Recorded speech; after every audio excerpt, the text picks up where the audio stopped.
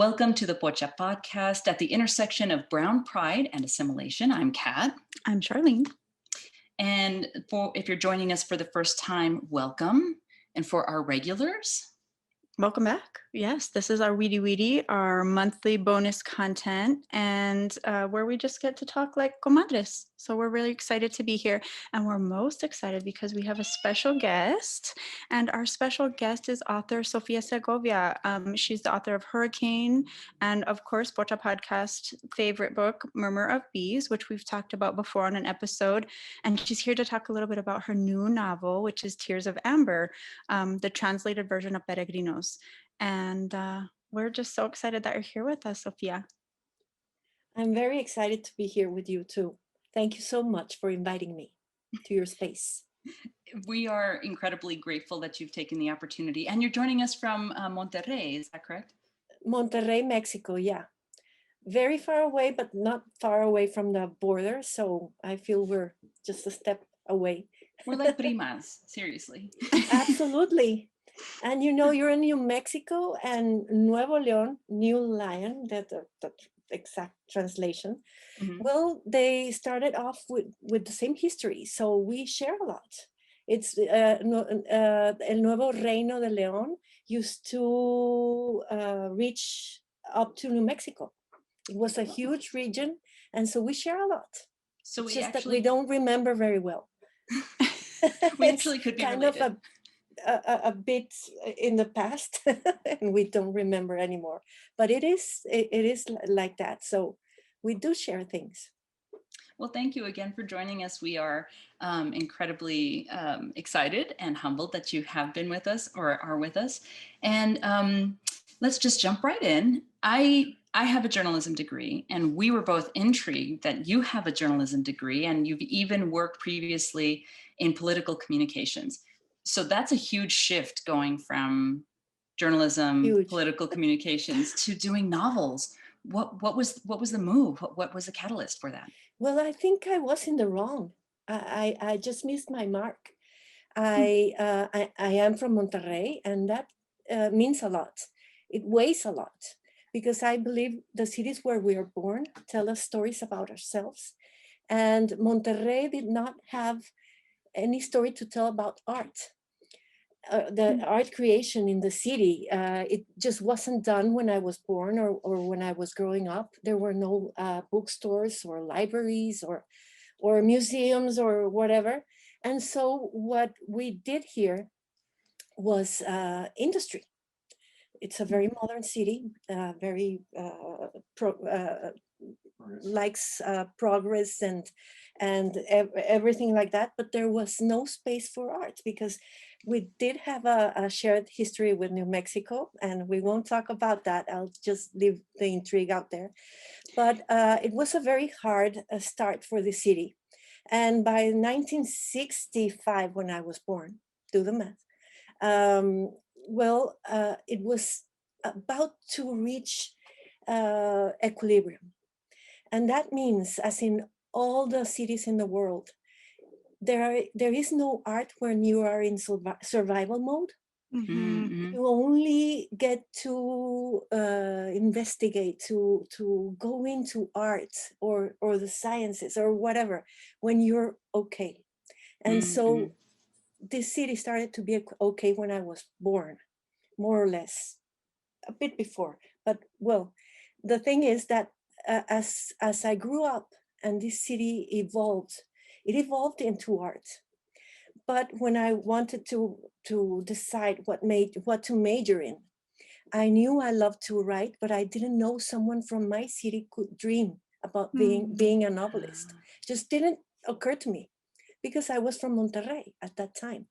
And so I went into journalism, and we have an expression here in Mexico. I don't know if you have something similar, but we say, if you don't like something, put flowers on it. And I used to put flowers on everything. And my teachers, my professors would go, no. You cannot do that. You cannot do that. But none of them told me that's a great characteristic for a novelist. Nobody told me. So I was 35 by the time that the world was about to end in the year 2000. I was done with college. I was doing something else, and I stopped a bit because I said, if it's going to end, and I didn't think it was really going to end. It's just that I got wise and stopped and listened to myself and realized that what really made me happy was my old little short stories I did when I was a child, when I was growing up as a young woman still in college. And it had been a long time since I've written any short stories. And so I said, I'm going to do that again and find my own sense of happiness that has nothing to do with anybody else. And no, I didn't find a short story. I found a novel. In the year 2000, I started writing my first novel. And so I left journalism behind, but it still serves me very well because I think the research I do in my novels is very journalistic. It's I do very precise research and I do not get bored. So I think that I will credit journalism to that because of that. So wonderful. And we're so excited that you left journalism to find this passion because we are fans, as we've shared earlier. One thing I was curious about, my own abuelo was an amazing storyteller. It was one of my favorite things about him. And you've talked about channeling your own grandfather and his stories. So how do you think he would feel about your novels? I think if he lived today, he would understand. But if I had been old enough when he was still alive in the 1970s, old enough to write the story, he wouldn't have understood because he actually lived through this survival mode where you have to, you cannot waste your time doing that. Oh, his anecdotes, where they were just anecdotes, right? They didn't serve any purpose. I don't think he really grasped how important it was to tell the story. And I think that's why he only told the good stuff. He left out the bad stuff because he made us laugh, or he still makes us laugh through my father. He keeps on saying the same anecdotes, but he never made us cry. And where is the real and the complete story of the family or of the town or whatever? I think it's in those big, huge silences. And so I think he would be kind of mortified to realize that we're talking about that now. We stopped being this amnesiacs. We decided to become, right? And so in that sense, Francisco is also channeled to this selective amnesia. And it's not only my grandfathers, but the whole cities, Monterrey, the whole country. Oh, we're champions at forgetting because what is painful, we forget. And so I think right now, maybe if my grandfather lived today, he would read it and he would understand himself better. He would understand those silences, those really, really broad silences he left for us. And it's our inheritance, the silence. And so I wanted to break with many things as when writing The Murmur of Bees, and silence was one of those things. And I hope right now, where he is, he's proud and he is glad that finally those silences are extinguished. Well, when you're talking about those silences and you're talking about evoking some emotion, sometimes it's sadness, right? In silences, all of that is very, it's magic. And we've talked before about The Murmur of Bees and how we have gotten lost in your words, in your story, in your magic. And your new book is just as magical. So Tears of Amber is coming out just tomorrow. It's right around the corner. And this was originally published in Spanish as Peregrinos. Can you tell us a little bit about it? We don't want to give it all away, but can you tell us a little bit about it? Well, it's also dealing with silence, this story about peregrinos. It's a story that one feels that, for example, the Murmur of Bees, the most told story in Mexico is the one of the revolution, right? Mm-hmm. And you can say, oh, what else can you say about it? Well, there's a lot to say because there are missing pieces and pieces that got swept under the rug because they're painful, and the winners of this story, this narrative, don't want those pieces of the puzzle to be found. I'm sorry, but the same happens with World War II. And what I realized was that there were huge missing pieces in that narrative too. And one of those pieces lives here in Monterrey.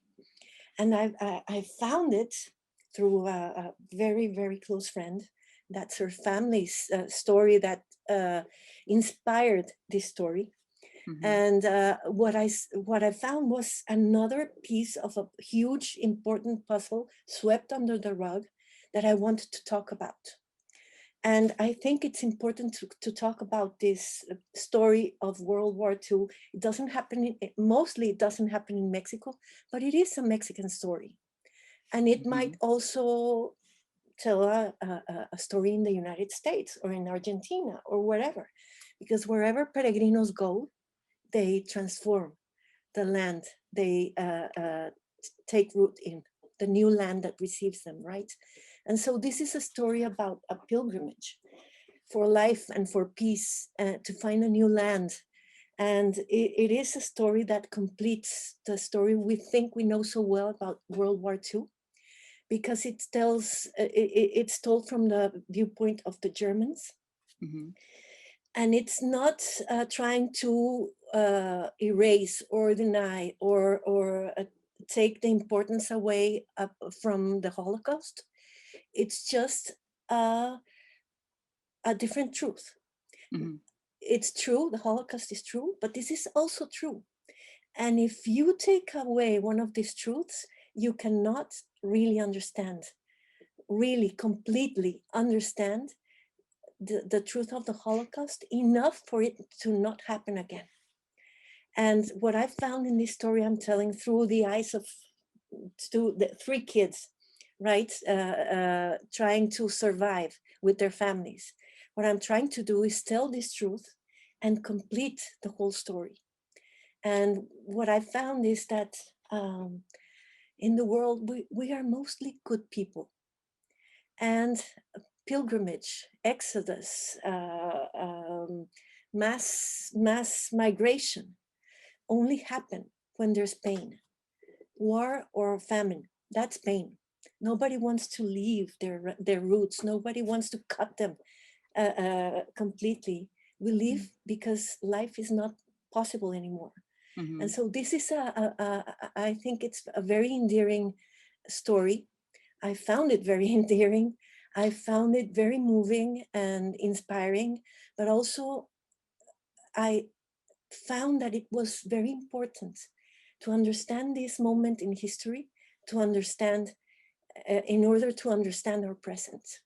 Because, the story of pilgrimage, of exodus or migration, is the oldest in the human narrative, the oldest and the most present and the most future. And we are never going to stop it unless we deal with whatever makes it happen, which is war or famine.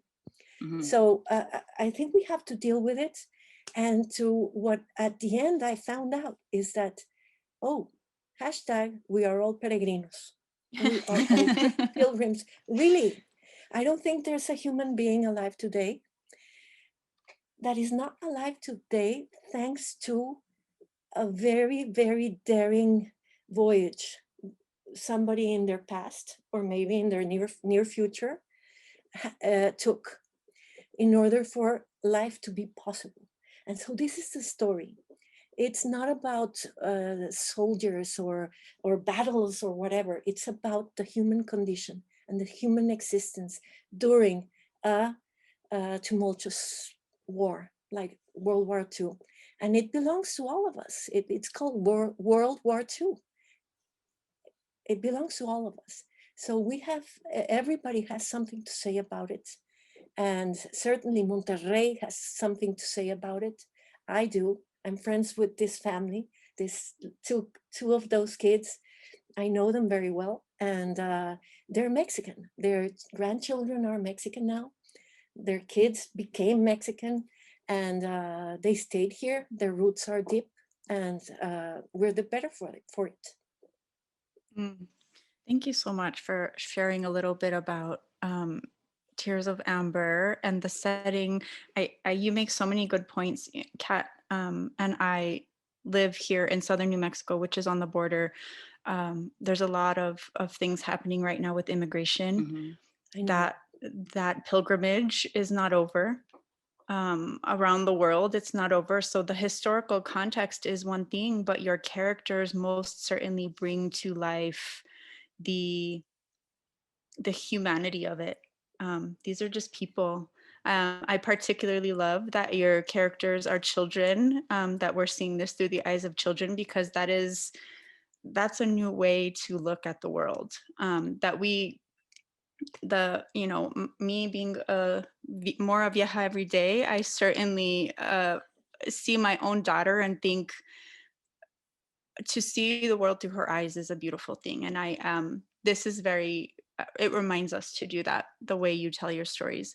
So in Murmur of Bees and Tears of Amber, your characters are so complex. They're just, I feel like I know them. I feel like it's the neighbor kid, or my little primo or something. So what is your inspiration? How do you develop such complex and beautiful characters? Well, I think it starts out by knowing that I'm a reader. And as readers, that's the experience we seek, right? To leave our bodies behind and go live another life. It might sound like a cliche, but it is true. Mm-hmm. It's the only magic available to us. I mean, there's not a scientific invention or any magic really that can give you that, except books. And so I'm a very, very accomplished traveler. I do travel through my reading, and I seek that transformation, that leaving myself behind, my sense of self, and becoming an old lady or an old man or a young man or whatever it is I'm going to find in a book. And so as an author, I can do no less. The exercise has to be even more intense. And I don't want to just take a look at the characters. What I do is try to get not in their shoes, but in their skin, and in their minds, and in their feelings, and in their senses. And I think that's why they come to life. They do for me, because I can smell what they're smelling and sense what they're sensing, and know how they feel and know how they think, but I don't know beforehand. They take me through the paces, right? And I think that's a great discovery. I'm not an author that does these schemes or graphs or charts or whatever. I go into a page and let's see what I find. I just know where I want to go. In the Murmur of Bees, it was an old man getting to reaching Linares at the end of the road. In Tears of Amber, it was, I want to show Mexico in this story. Even though Mexico is not in the whole story, in the last line, it is right there, very subtle. But I wanted to do that. And whatever else I just found in the way. And I let myself do that. I feel very free to go in to each of the characters, even if they're uncomfortable, because there are some that are very uncomfortable, but I have to be fair.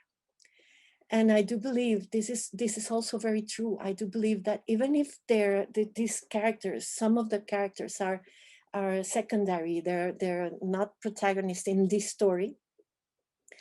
They are protagonists in some other story. And I have to be fair and respect that, right? I just, okay, in this story, The Murmur of Bees, if you're Martin, you're not the main character. You just pass by, but I know that you're a protagonist of your own story. And I think that's also worked very well for me, because even I even feel the characters that are just transient or passerby, and I love them, and I do think that shows. I love that you described yourself as a world traveler through books.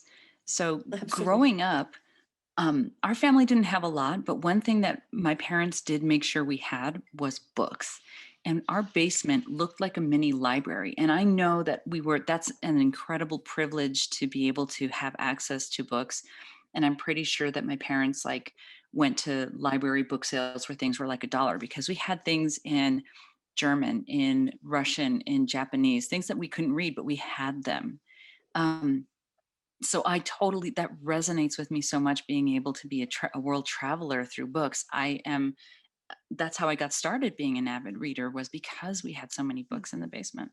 Um, for not just The Murmur of Bees, but Tears of Amber, you've been working with the translator, Simon Bruni. And I was astonished to find that he's not native Mexican. He's like, how did you find him? How did you find that this is the guy that you think that can capture the spirit and the soul of your writing? Well, I am very lucky to have found him. He found me, actually. He wrote to me one day. I received an email, and he said, I'm Simon Bruni. I translated Paul Penn's The Light of the Fireflies. I don't know if you know that book. And I had read that book and didn't realize, in my Kindle, and I didn't realize it was a translation. Mm. And I said, and I do, since I speak English and Spanish really well, you can detect if there's translation, right? Right. Yeah. It's there somehow. And Mhm. I didn't realize when I was reading The Light of the Fireflies that it was. And I said, oh, this is a good translator. That's what translators are supposed to be doing. Mm. And so we started talking, and yeah, he's from he's English. He learned Spanish in Spain. He Mm. translates Spanish from Mexico and into English from the United States. So I think sometimes we're dancing a square dance. It's we go through all the motions, and he's amazing. He really, I love that he's not just a translator, he's an artist. I do believe that. Absolutely. And translation is an art when you're translating not word for word, but feeling for feeling, and the sense of humor and the sense of dread or whatever. And he gets it, even though we have to do the square dance. He gets it because he's an artist, and I think he works well. He's very sensitive. He's a very sensitive translator, which I think might be very rare, because translators maybe think it's might go into the technical stuff. Mm. He can do everything. So it's been amazing to be a witness to his work. I appreciate so much that a lot of times the translators don't get credit. It feels like they are, as you were alluding to, input, output, right? What are you giving me? What am I going to put back from one language to the next? But he certainly captures the magic. And Kat and I, somos pochas, we say our Spanish, we're always working on it. We're always trying. We've challenged ourselves to at least listen to Murmur of Bees in Spanish, and maybe Tears of Amber, maybe Peregrinos. Mm-hmm. something we're challenging ourselves to. And so on that note, you are joining the Pocha Podcast, which we're so grateful for. And we were curious, being from Monterrey, have you heard the term Pocha, and what does that mean for you? Of course, I've heard the term pocha, and people in Mexico call us in Monterrey pochos. How Interesting. wide is the border? And the Yes, border goes exactly. both ways, right? And I think that we are living right now in a very, very how do you say, a very special time. Before, we people living in older times couldn't be day-to-day witnesses of the transformation of a living language, right? Mhm. But now we can, because we have this instant contact. We turn on the TV, everything there is in this language, that language, whatever. And what I've realized is that that's what living languages do. They transform. And yeah, we do in Spanish have this Royal Academy of the Language, La Real Academia Española, right? And it's okay, there are rules and whatever, but it also adapts to what is going on in every Spanish-speaking country. Except that, for example, what I see in the United States that is happening is something much more interesting, because every Spanish-speaking country is in the United States too. Yeah. And every one of them brings something to the table, right? And so at the end, what you have is this what, a goulash or something of everything, right? And so what we are witnessing right now, I think, is the birth of the Spanish identity in the States, and it's happening. And I think it's very interesting. And I do think it's very important to have both very strong languages, of course, but you also have to give way to the new US Spanish. What is it? And will it come together? That's the true melting pot. That's the true melting pot, I think, in the States. What's going to happen to Spanish? And it's going on. And I think it's amazing. And I think it's like amazing to watch too, right? So you bring up two things that are crossing paths in my brain. So one is the time frame that we're living in now, and then the other piece is the emotions that you have put into your writing to make it so magic. So currently, we're living in, among other things, among your goulash, we're living through COVID-19, but you have written about the Spanish flu. Yeah. Does that seem surreal to you that you're living through something that kind of converges with what you've written about? Well, it's something amazing that I've recently realized that every one of my novels has something of the sort.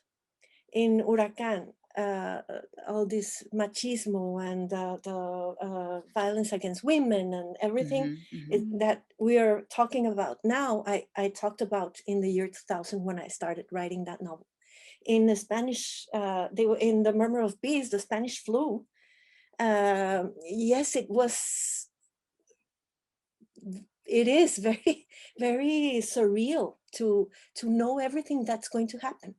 Mhm. And I do not have the gift of sight, but I think that someone who studies history can watch for patterns or whatever. And I went back and just talked about what was back then, what was human. I didn't talk about the historical facts very much, or I just talked about the human attitudes and the human reactions or fears or affections or whatever happens during a turbulent time. And what I realized today is that we might find medicine for many things, but nothing can cure us from our humanity. Never. Very true. And we are all the same. And we always think we are modern people. I mean, in every point in history, what I found in this research is that they thought they knew everything. Every time something like this happens, somebody is arrogant, right? And the thing is that I did write Dr. Cantu, and I always write doctors too in my stories. I maybe know why, but I always write doctors in my stories. And in Dr. Cantu, he makes this, and I don't have such a great memory, but he goes, and I'm paraphrasing, he says, if those arrogant fools in the government would have listened to the experts in time, nothing like this would have happened, or something like that. Mm. I forget. I'm a better writer than a speaker. And much better speaker than a rememberer. It's a new word in English, right? Yes. I'm sorry. But well, what I think is that sentence is so true any time in history of humankind, and especially true for governments all over the world. It's universal. And so that's what I think that this time has given me so much, like, exasperation, desperation, just like, no, here we go again. Because we were able to sort things out in 2009 with the influenza scare, remember the influenza epidemic? But we let ourselves be organized. But this time around, and I thought then, oh, so the influenza will never happen again. I mean, that epidemic won't happen again because we are connected instantly to the world. We are connected through the World Health Organization, whatever. And so, no, it can never happen again. And it did, because we went back to arrogant governments that didn't listen to history or to science or to the experts or whomever. And so we're stuck. And so it's been kind of an ego booster, maybe, that I say, yeah, I knew that, I know that, I know what's going to happen next. But at the same time, oh, come on, do the right thing, right? Why did we have to get so deep into things? It's because, well, you're out of that, and you have a more proactive government now. We're still stuck with a president who won't wear masks. But if I knew since January 2020 what was going to happen, and I was buying masks, why didn't our presidents? So it's kind of like, it makes me mad. Yeah, frustrating, absolutely. Yeah, and with this Tears of Amber also, well, actually, with what happens to the Prussian or the German population, well, when I was writing it, we could also see what was happening all over the world, in the States, in Mexico, in Brazil, in many of these countries that were having elections at the time. And I could see the little formula. Yeah, the Nazi formula. They were applying it really well.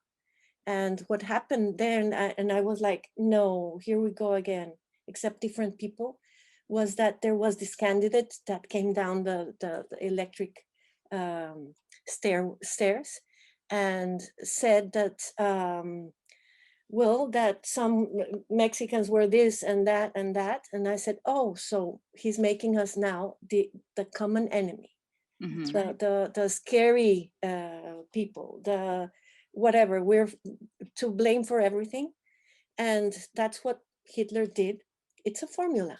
So that's why I do say that it's important to look back into history and be aware of the present. And actually, that brings something up, because you said in a previous interview a few years ago, olvidar es peligroso, forgetting is dangerous. So yes. Do you feel that much more deeply now, given what we're going through Absolutely. Currently? I know it's true. It's absolutely true. It's very dangerous. And we go, here in Mexico, we're experts at forgetting, right? And we go through that every 3 years for elections, or 6 years for the federal elections or whatever. And not to say about other things, but we do get stuck in this amnesia. They tell us a new story, and when you don't know who you are, and John Steinbeck has this spirit, the same spirit in Grapes of Wrath. He says something, and I paraphrase: if we don't know where we're coming from, how do we know this is us? Something like that. And I think he says it very much more beautiful, but it resonates with me because it's absolutely true, and it happens to anyone.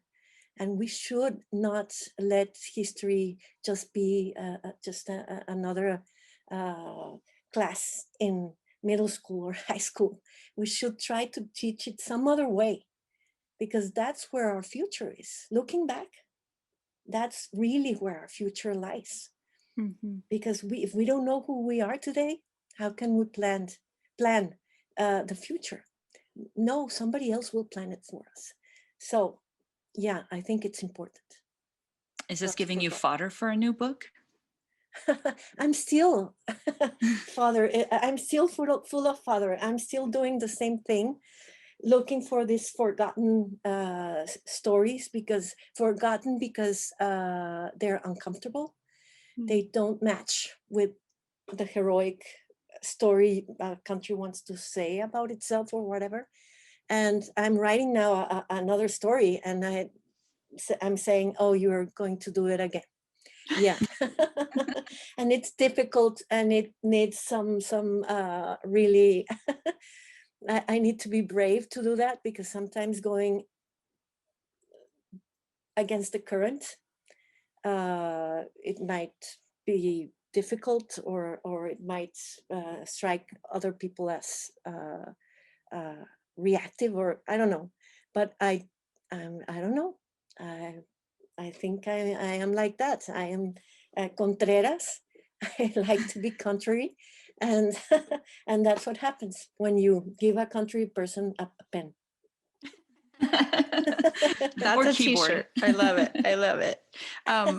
Thank you so much for being with us. I appreciate your bravery and your being a contrarian, because it has certainly hit us in the heart, in the soul.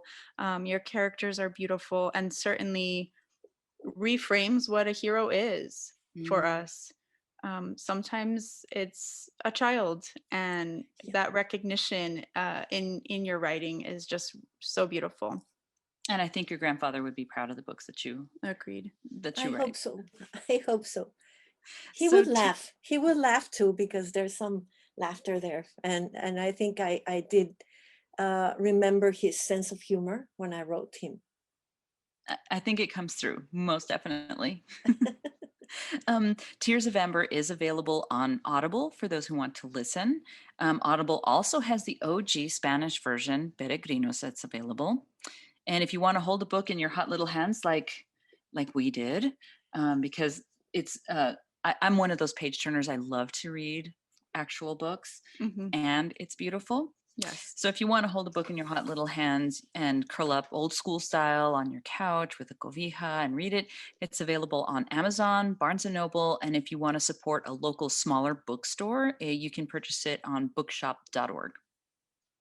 And if you have opportunities, Sofia, you are going to be doing a virtual online book tour, which is super awesome. And we're going to be posting a link for people to be able to creeper follow you everywhere you go online for every book stop that you have. And there's also chances to win the book during your book tour. So thank you so much for joining us. Any last words of advice for these pochas living in a borderland area? Well, I think that you're doing a great thing. You're finding your own voice. And I do think that our Hispanic community in the States needs to find much more of a voice. And so I'm very, very proud to be here, very glad. I'm very happy to see that you're doing this and you're letting other people in, because I do think it's important to tell our own stories. Because if we don't tell our own stories, somebody else is going to do it for us, and badly. So we're not gonna like that. So thank you for opening this space for the Hispanic community, the pochos y pochas, and I hope your community grows. And thank you. You are so spot on about someone else writing our stories for us. And we Yes. also talked about that book too, and our Okay. disappointment. So thank you so much again for joining us. We really appreciate it. And we look forward to the new book that you're writing and having you back on when you have that out. Yeah, I hope sometime we can just get rid of this COVID-19 thing, and maybe start traveling again, not virtually, but truly, and meet. I hope so. Well, Thank you so much. Have a wonderful Thank rest of your you. day. Thank you.